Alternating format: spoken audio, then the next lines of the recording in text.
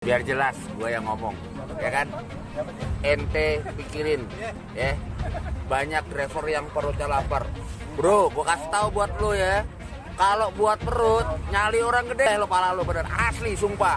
Pikirin tuh perut ojol, lo udah kaya dari ojol. Bukan orang mampu, saya juga orang susah, anak saya waktu kecil. Suami saya nggak kerja. Sekarang saya terambang-ambing ini bagaimana saya nasib saya ini. Suami saya nggak kerja, anak saya banyak, mau dagang nggak bisa, apa nggak bisa. Dari kelompok-kelompok mereka ini memang merupakan kelompok-kelompok komunal di antara para pelaku ini. Tidak saja hanya memiliki satu grup, tapi 2-3 dan mereka memiliki komunikasi dengan beberapa kelompok lain yang ada di wilayah lain. Bahwa ada sebuah upaya sistematis dari kelompok tertentu dompleng pada suasana ini. Sebenarnya dari hasil investigasi saat ini sudah mengetahui dalam aksi tersebut.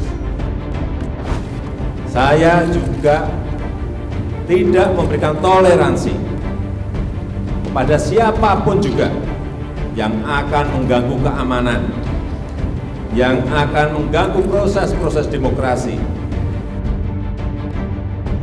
dan yang mengganggu persatuan negara yang amat kita cintai ini. Gerakan kedaulatan rakyat. Siapapun yang menghadapi rakyat, insya Allah kita gilas bersama-sama. Allahu Akbar. Allahu Akbar.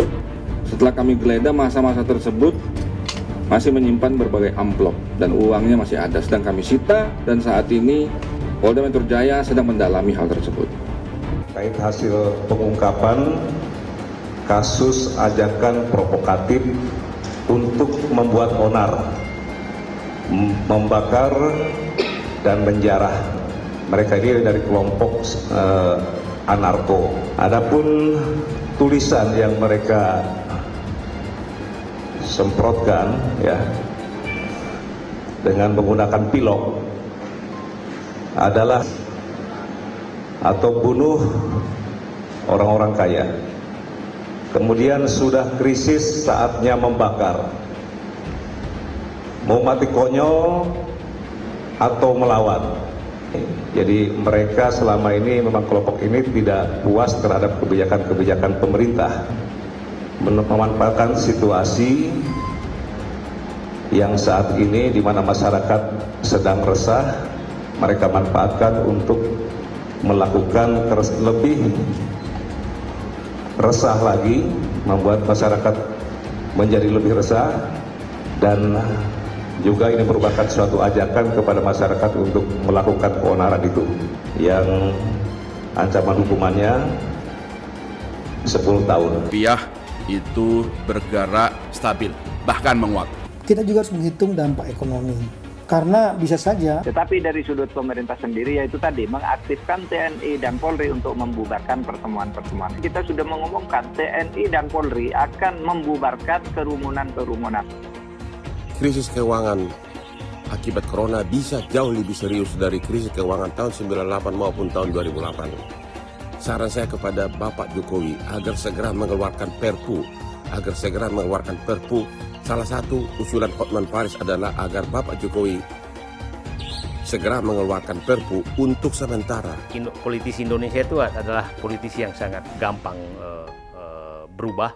Tidak tahu bahwa bagaimana Pak Harto hanya ada hitungan hari, dia bisa berbelok menjadi melawan Pak Harto dan rakyat semakin berat ekonominya sehingga terjadi kekeringan keuangan dan jadi ekonomi formal mengalami gangguan bulan Mei. Kemudian rakyat menghadapi krisis mulai Mei dan Juni.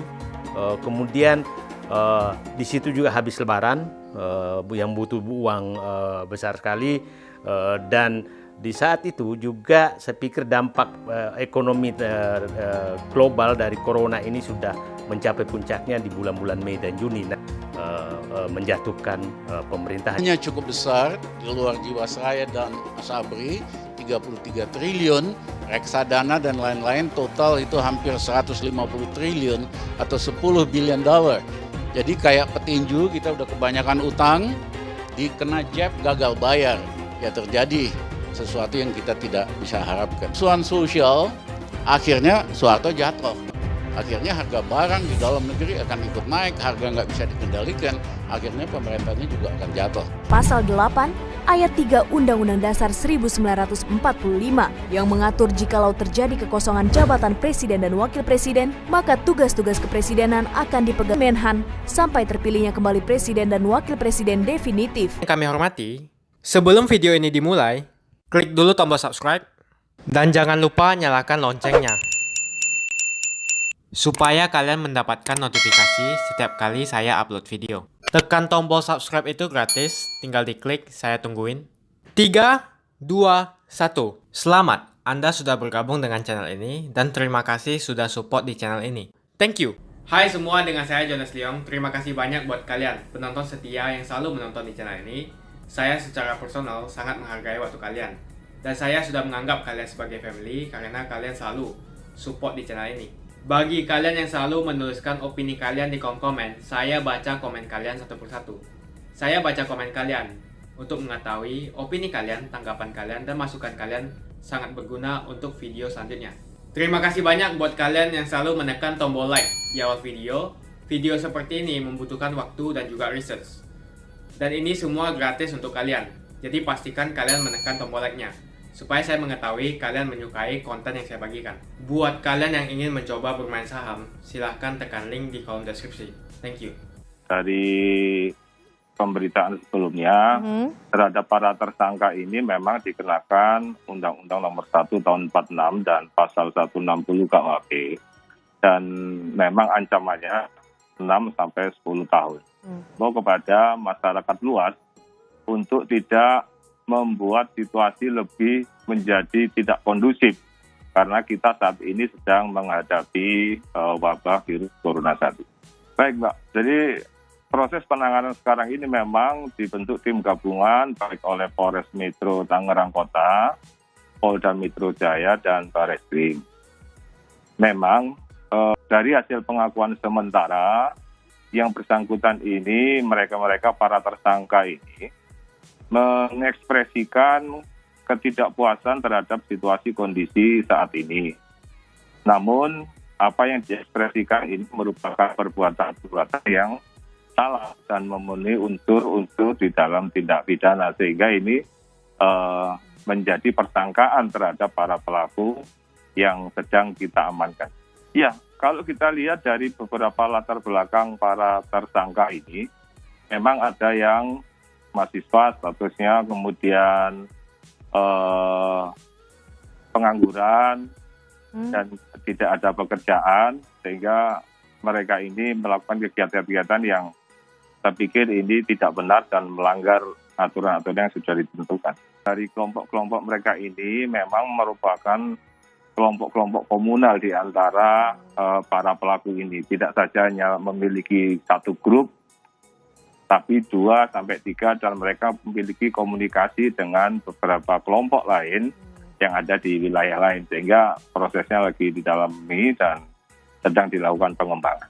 Apakah nanti ada pelaku-pelaku dari daerah lain yang akan kita amankan, tergantung dari hasil pemeriksaan yang sedang kita dalam. Ditangani dan dikomandoi oleh Polda, bahwa dengan mengingat beberapa kelompok atau grup ini di luar wilayah kepolisian Polda Metro, sehingga ada kemungkinan nanti bila ada pelaku-pelaku lain di wilayah di luar Jakarta, tetap akan kita lakukan pemeriksaan dan diamankan memang apabila memenuhi unsur-unsur yang di dalam tindak pidana. Ini agak sedikit mengalami, saya sampaikan bahwa ini mengalami kondisi yang kurang bagus. Nah, ini saya sampaikan kepada masyarakat, jangan menambah persoalan-persoalan yang membuat masyarakat luas ini menjadi tidak tenang, hidup tidak tentram, sehingga ini akan memunculkan situasi-situasi yang lebih buruk nantinya. Pengungkapan kasus ajakan provokatif untuk membuat onar, membakar dan menjarah. TKP itu di 4 lokasi, di Pasar Anyar, Jalan Kiasnawi, Kelurahan Sukarasa, Kecamatan Tangerang Kota, yang dilakukan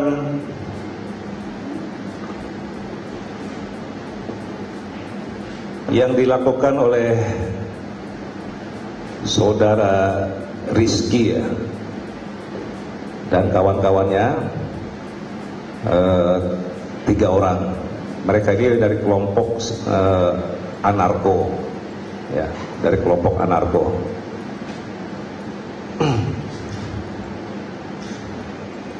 Jadi mereka ditangkap ini mendasari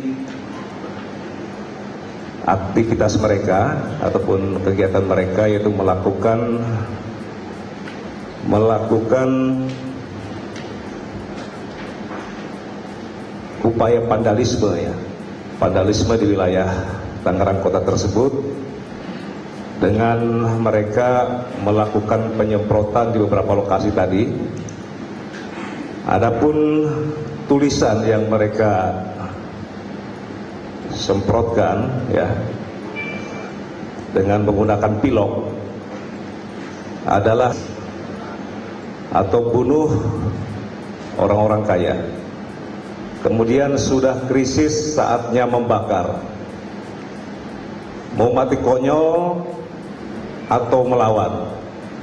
Jadi ini beberapa tulisan yang mereka buat di 4 TKP tersebut.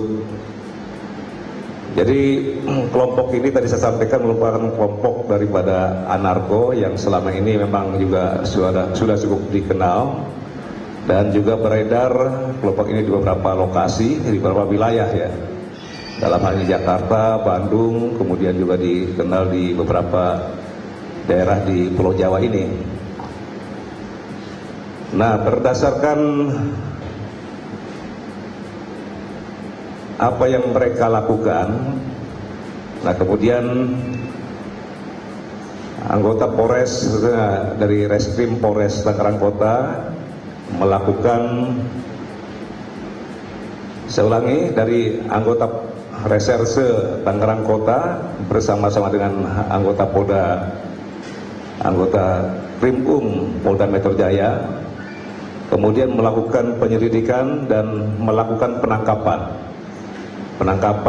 dan ditangkap saat itu, yaitu pada hari Jumat tanggal 10 April ya, di lokasi di sebuah kafe,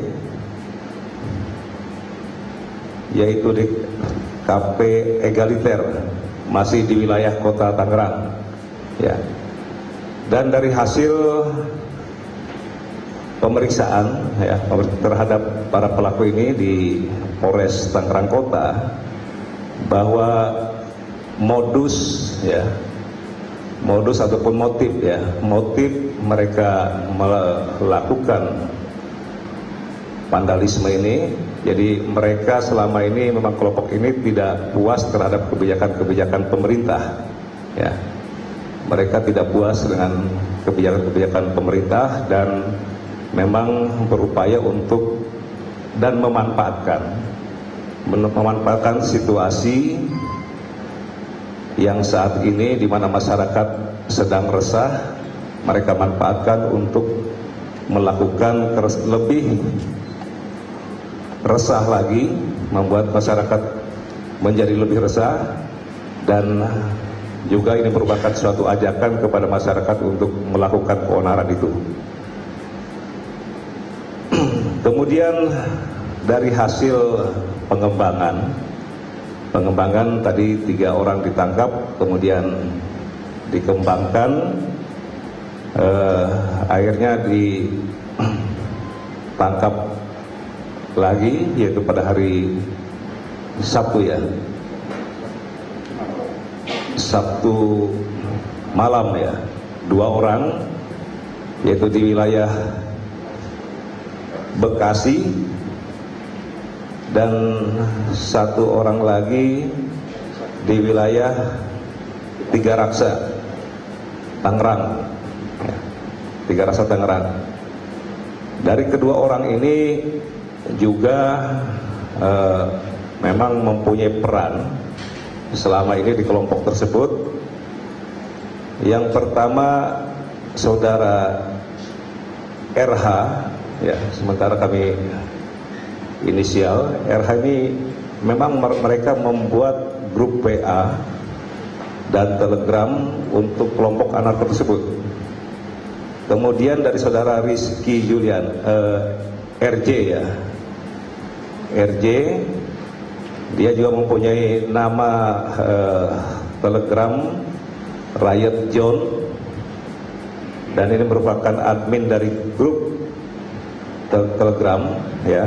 Jadi Rizky Julian merupakan admin dari kelompok tersebut juga. Peranan yang bersangkutan adalah membuat grup WA dan Telegram dengan menjadi admin simpatisan kelompok anarko yang kemudian mereka ini yang menulis apa, karena memang di situ dia buat tulisan, kemudian juga tulisan tadi, yaitu sudah krisis saatnya membakar. Jadi kedua orang ini merupakan, bisa dikatakan merupakan adminnya, dan memang untuk kelompok anarko ini mereka tidak menunjuk pimpinan, tetapi biasanya admin ini yang mengendalikan, kelompok admin ini yang mengendalikan.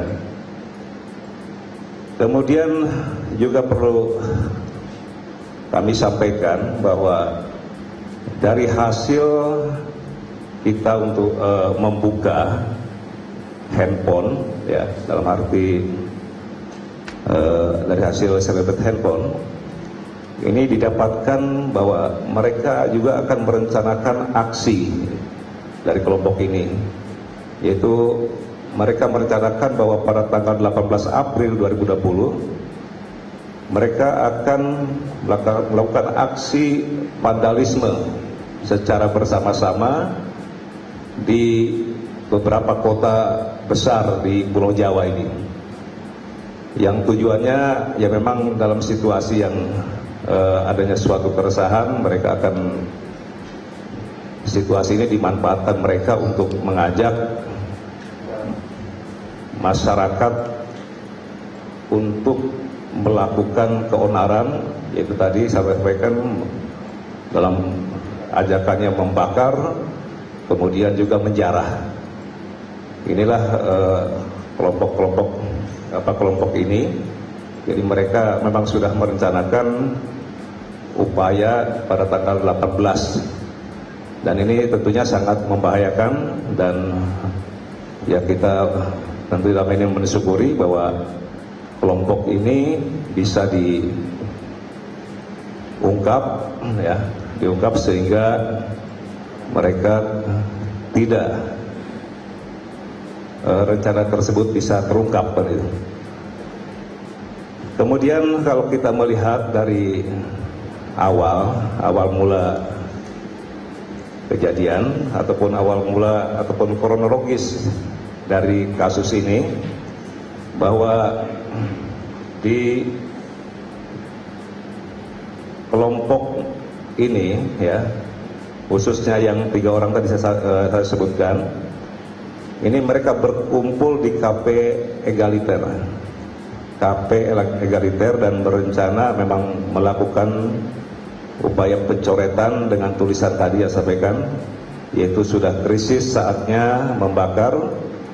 Selanjutnya satu pelaku ini pergi dengan sepeda motor untuk mencetak tulisan tersebut, dan selanjutnya membeli pilok dengan merek Diton. Nah, setelah dia mendapatkan pilok, kemudian mereka bersama-sama dari TKP 1 yang tadi saya sampaikan ada 4 TKP, dari TKP 1 kemudian ke TKP 2, ke TKP 3 dan ke TKP 4, dan mereka melakukan pemilokan di lokasi-lokasi tersebut. Jadi ini yang dapat saya sampaikan. Kemudian untuk ancaman pidana ya, ancaman pidana yang bisa dapat diterapkan kepada mereka adalah pasal 14 dan atau pasal 15 Undang-Undang RI nomor 1 tahun 1946 itu tentang peraturan hukum pidana dan atau pasal 160 KUHP, ya, yaitu membuat onar dengan membuat berita bohong yang ancaman hukumannya 10 tahun. Saya ulangi, ancaman hukumannya 10 tahun. Hadirnya virus corona yang melanda seantero jagat raya telah membuat kekacauan di seluruh negara. Setidaknya virus tersebut telah menginfeksi lebih dari 200 negara di dunia. Tak hanya telah merenggut ribuan nyawa, virus yang telah menjadi pandemi dunia ini juga telah menggerogoti perekonomian di negara yang disinggahinya, termasuk Indonesia. Di tengah berbagai permasalahan dalam menanggulangi wabah tersebut, Indonesia ternyata mendapat pujian dari luar negeri. Pujian ini datang dari lembaga kreditur utama dunia, International Monetary Fund atau IMF. Dalam hal ini, Direktur Pelaksana IMF Kristalina Georgieva telah mengapresiasi langkah kebijakan ekonomi yang diambil oleh pemerintah Indonesia untuk mengatasi wabah COVID-19. Pernyataan tersebut disampaikan Kristalina dalam taklimat media yang diadakan oleh Direktur Jenderal Organisasi Kesehatan Dunia atau WHO kepada pers di Jenewa, Swiss. Dalam pernyataannya, Kristalina mengatakan jika ia melihat Indonesia telah mengambil kebijakan yang signifikan dan tepat sasaran untuk mendukung perekonomian. And what is happening today is Indonesia is taking a set of measures that are significant, they're large, and they're well targeted to support the economy to go through this very difficult time. Kemudian secara khusus, IMF juga memuji koordinasi yang baik antara Bank Indonesia dan Kementerian Keuangan dalam menangani pandemi serta pemberian perlindungan oleh pemerintah kepada UKM. Menurutnya, kedua kebijakan ini tidak hanya berdampak nyata di lapangan, tetapi juga akan membantu peningkatan dinamika perekonomian Indonesia ketika situasi membaik. What we see Indonesia doing very well is to have a coordinated response between the Ministry of Finance and the Central Bank. So measures that are taken are impactful, they're strong and impactful. What is very impressive is to see how much attention Indonesia is paying exactly on this issue of protecting firms, especially SMEs, in this period that would allow then, when the recovery comes, for the country to step up. It's a very well thought through targeted fiscal measure. Di sisi lain, Menteri Keuangan Sri Mulyani mengungkapkan beberapa lembaga keuangan di dunia seperti Bank Dunia, Bank Pembangunan Asia, dan The Economist Intelligence Unit memprediksi bahwa hanya ada 3 negara di kelompok G20 yang mampu bertahan ekonominya di tengah pandemi virus corona. Hal itu disampaikannya saat rapat dengan Komisi 11 DPR RI. Adapun ketiga negara yang dimaksud itu adalah Indonesia, Cina, serta India. Untuk Indonesia, Bank Dunia memperkirakan ekonominya akan mampu tumbuh sebesar 2,1% pada 2020. Meski demikian, mereka tak memungkiri pertumbuhan Indonesia punya potensi minus hingga 3,5% akibat virus corona. Dampak dari pandemi COVID-19 membuat berbagai negara mengkombinasikan kebijakan penanganan dan stimulus ekonomi yang besar. Ini disebabkan eskalasi penyebaran juga berdampak pada pertumbuhan ekonomi global dan Indonesia. Sebelumnya, pemerintah telah membuat skenario pertumbuhan ekonomi Republik Indonesia tahun ini diperkirakan mencapai 2,3%. Selain itu, pemerintah juga telah menggelontorkan stimulus pertama terkait pariwisata dan stimulus kedua untuk menjaga daya beli masyarakat serta kemudahan ekspor impor. Sedangkan untuk stimulus ketiga, pemerintah menambah anggaran belanja dan pembiayaan untuk penanganan COVID-19 yang mencapai 405,1 triliun rupiah. Pemerintah memutuskan total tambahan belanja dan pembiayaan APBN tahun 2020 untuk penanganan COVID-19 adalah sebesar 405,1 triliun rupiah. Jatuhnya pemerintahan di Indonesia itu selalu adalah kombinasi antara ekonomi dan gejolak sosial dan dibungkus secara politik. Itu yang terjadi terus tuh. Jadi ekonomi, gejolak sosial dan dibungkus secara politik. Tidak pernah politik menjatuhkan ekonomi pemerintahan, selalu kombinasi. Coba kita lihat sekarang APBN sudah defisit besar sekali, bayar utang besar sekali. Kemudian bulan April Mei itu adalah seluruh istilah saya seluruh keuangan formal itu tersedot untuk menyelesaikan laporan keuangannya, neracanya. Kemudian di saat ini sekarang, saya kasih contoh sekarang, panen tidak terjadi bulan April dan itu masyarakat tidak ada uang sama sekali, dan di sana semua puncak terjadinya kekurangan dompet rakyat, dan rakyat semakin berat ekonominya sehingga terjadi kekeringan keuangan, dan jadi ekonomi formal mengalami gangguan bulan Mei. Kemudian rakyat menghadapi krisis mulai Mei dan Juni. Kemudian di situ juga habis Lebaran, yang butuh uang besar sekali, dan di saat itu juga saya pikir dampak ekonomi global dari corona ini sudah mencapai puncaknya di bulan-bulan Mei dan Juni. Nah, kohesivitas sosial juga puncak-puncaknya terjadi di bulan itu. Kenapa? Mudah-mudahan pernyataan-pernyataan menteri yang selalu menginikan bahwa umat Islam ini adalah salah satu potensi yang harus diawasi itu tidak terjadi. Kalau itu terjadi maka itu akan mempercepat terjadinya konvergensi persoalan politik, ekonomi, dan sosial yang bisa menjatuhkan pemerintahan. Jadi bukan menjatuhkan, dia tidak bisa lagi mengendalikan ekonomi, sosial, dan politik. Itu yang dan kita tahu politisi Indonesia itu adalah politisi yang sangat gampang berubah. Tidak tahu bahwa bagaimana Pak Harto hanya hitungan hari dia bisa berbelok menjadi melawan Pak Harto yang sangat kuat. Karena asing juga tidak terlalu percaya apa yang diucapkan, karena beliau ini sering sekali berjanji A dan yang ternyata kejadian B. Jadi kita kasih contoh para kepala negara yang datang ke Indonesia kan selalu menjanjikan investasi ke Indonesia kan. Contoh aja lah, Arab Saudi dulu waktu ketemu pertama akan berjanji membangun kilang, tapi ternyata dibelokkan ke Rusia sehingga Raja Arab Saudi kecewa, sehingga apa yang dilakukan adalah malah membangun kilang di Malaysia. Jadi kepercayaan internasional kepada kepemimpinan kita udah rendah sekali. Saya pikir kasus corona terlihat sama sekali bahwa hampir seluruh pimpinan dunia tidak percaya pernyataan pemerintah. Jadi yang masalah sekarang adalah bukan lagi orang Indonesia yang tidak percaya kepada kepemimpinan presiden sekarang, tapi dunia juga sudah tidak percaya. Sebetulnya pandemik ini terjadi nyaris setiap 100 tahun. Tahun 1720 itu ada plague. Tahun 1800 ada kolera dari India, dan karena ada ledakan Gunung Tambora akhirnya meluas ke seluruh kawasan Asia. Tahun 1920 itu Spanish flu. Tahun 2020 corona. Jadi memang ajaib, setiap 100 tahun pengalaman kita Indonesia respons. Saya mohon maaf, awal-awalnya respon pemerintah relatif lambat dan terlambat.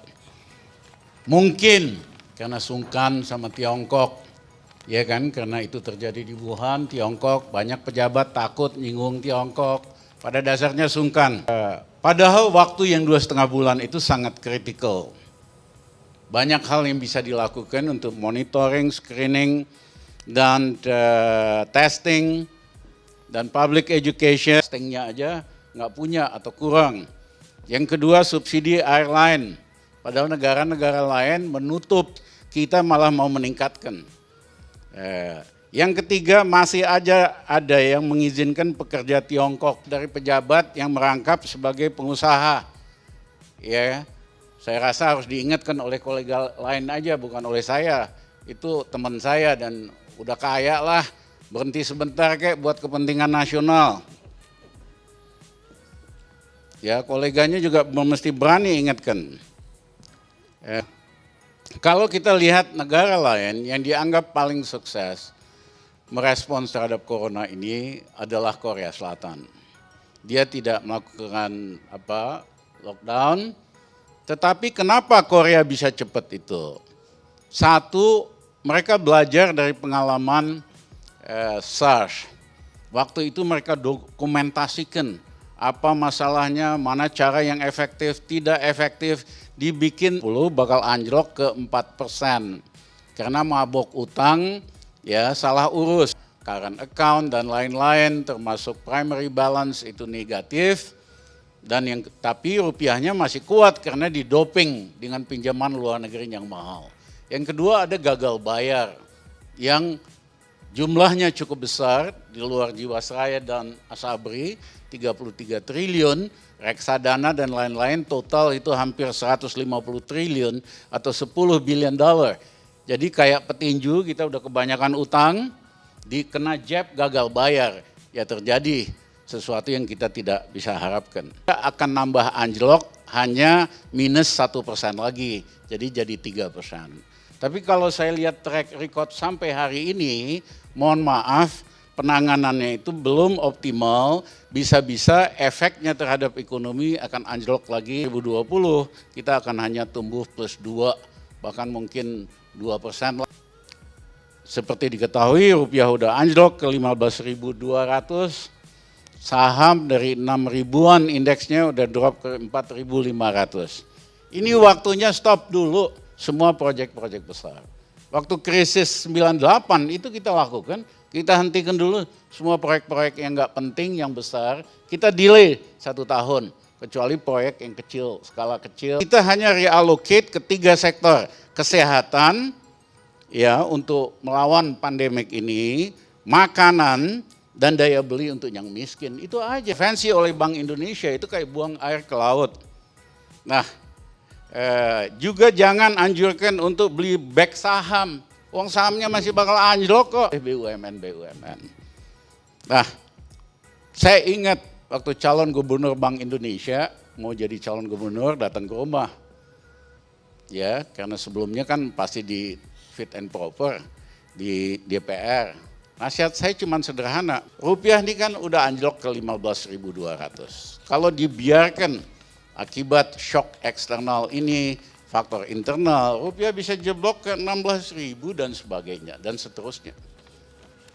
Ini waktunya diubah jadi fixed exchange rate. Tetapkan aja di pegging $1 15.500 untuk waktu 1 tahun. Suan sosial, akhirnya Soeharto jatuh. Dari 4.500 bisa anjlok ke 3.000 bahkan kurang.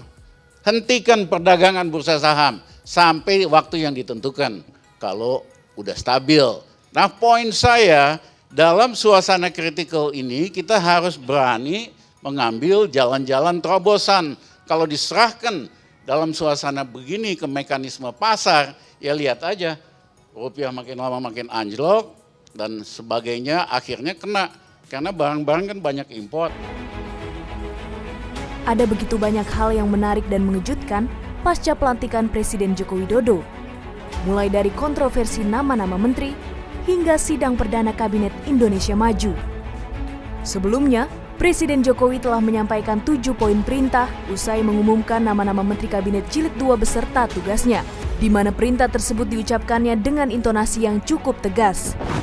Saya rasa itu yang bisa saya sampaikan pada pagi hari ini. Saya juga telah memerintahkan kepada seluruh kabinet yang tadi sudah saya umumkan. Untuk yang pertama, jangan korupsi, yang pertama. Yang kedua, tidak ada visi misi menteri. Yang ada adalah visi misi Presiden dan Wakil Presiden.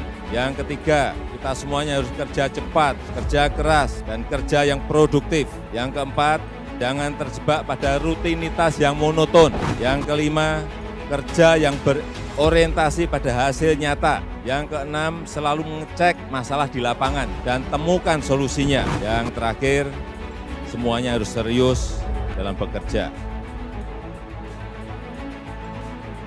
Saat pelaksanaan sidang perdana Kabinet Jilid 2, ada salah satu poin perintah Presiden yang kemudian kembali diucapkan oleh Jokowi, yaitu tidak ada visi misi menteri, yang ada hanya visi misi Presiden dan Wakil Presiden. Yang pertama yang ingin saya sampaikan sekali lagi, ini saya perlu saya ulang, bahwa tidak ada visi misi menteri. Yang ada adalah visi misi Presiden dan Wakil Presiden. Pernyataan tersebut mungkin terkesan normatif, namun jika dicermati lebih lagi, seperti ada maksud lain di balik pernyataan tersebut, yang secara tidak langsung ingin ditujukan kepada Menteri Pertahanannya Prabowo Subianto agar bekerja mengikuti arahan Presiden dan bukan bekerja dengan konsep yang ia usung semasa masih menjadi calon Presiden dulu. Ini adalah peringatan yang tersirat. Dalam kesempatan ini, Presiden Jokowi dapat menguji kemampuan seorang Prabowo yang mengaku lebih TNI dari banyak TNI untuk memperkuat pertahanan Indonesia yang sebelumnya Prabowo pernah mengatakan jika pertahanan Indonesia masih lemah. Jadi bukan saya tidak percaya, saya ini TNI Pak, saya pertaruhkan nyawa di TNI, saya lebih TNI dari banyak TNI. Seperti diketahui, dalam debat Capres sesi 4 mengenai pertahanan, Prabowo sempat mengatakan jika pertahanan Indonesia lemah karena tidak adanya biaya. Menurutnya, untuk memperkuat pertahanan Indonesia yaitu dengan meningkatkan anggaran dan menghentikan kebocoran agar keuangan negara tidak mengalir ke luar negeri. Yang kuat akan berbuat sekehendaknya, yang lemah harus menderita. Karena itu, saya menilai pertahanan Indonesia terlalu lemah, jauh dari yang diharapkan. Seiring masuknya Prabowo ke dalam pemerintahan, beragam kekhawatiran pun timbul di masyarakat. Salah satunya kekhawatiran yang sempat mengemuka adalah perihal kemungkinan adanya matahari kembar terkait sosok Prabowo yang kini berada dalam gerbong pemerintahan. Selain itu, posisi menteri yang kini diemban oleh Prabowo memiliki hak khusus di antara menteri-menteri lainnya yang biasa disebut dengan istilah triumvirat. Di Indonesia sendiri, saat ini ada 3 jabatan menteri yang mendapat istilah triumvirat, yaitu Menteri Luar Negeri, Menteri Dalam Negeri, dan Menteri Pertahanan. Terkait istilah triumvirat sendiri, sudah diatur dalam Pasal 8 Ayat 3 Undang-Undang Dasar 1945 yang mengatur jikalau terjadi kekosongan jabatan Presiden dan Wakil Presiden, maka tugas-tugas kepresidenan akan dipegang secara bersama-sama oleh Menlu, Mendagri, dan Menhan sampai terpilihnya kembali Presiden dan Wakil Presiden definitif. Adapun alasan Presiden Jokowi memilih Prabowo sebagai Menhan karena ingin membangun sebuah demokrasi gotong royong. Menurutnya, Indonesia saat ini sedang menuju pada sebuah proses demokrasi bernegara, di mana proses tersebut sudah menuju sebuah koridor yang semakin baik ke depan. Ya, kita ini pengen membangun sebuah demokrasi gotong royong. Meskipun 2 yang berkompetisi, tetapi partainya banyak. Ini masih menuju kepada sebuah proses demokrasi dalam bernegara ke depan. Tapi saya melihat itu menuju sebuah koridor yang semakin baik ke depan.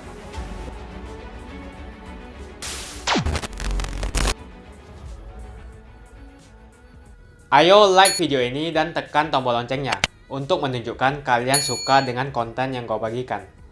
Dan kalian ingin melihat konten seperti ini lebih banyak lagi. Terima kasih banyak buat kalian yang nggak skip dan nonton video ini sampai habis. Saya secara personal sangat menghargai waktu kalian. Makasih banyak buat kalian yang sudah tekan tombol subscribe, dan makasih banyak buat kalian yang sudah tekan tombol loncengnya. Jangan lupa bagikan informasi ini ke teman atau family Anda. Mungkin teman atau family Anda membutuhkan investasi ini. Oke guys, sekian dulu dari saya. Jangan lupa follow Instagram saya di @johannesleongofficial untuk kata-kata motivasi setiap harinya. Bagi kalian yang termotivasi nonton video ini, ayo like video ini dan subscribe di channel ini. Dan buat kalian yang sudah subscribe di channel ini, jangan lupa tekan tombol loncengnya supaya kalian mendapatkan notifikasi setiap kali saya upload video.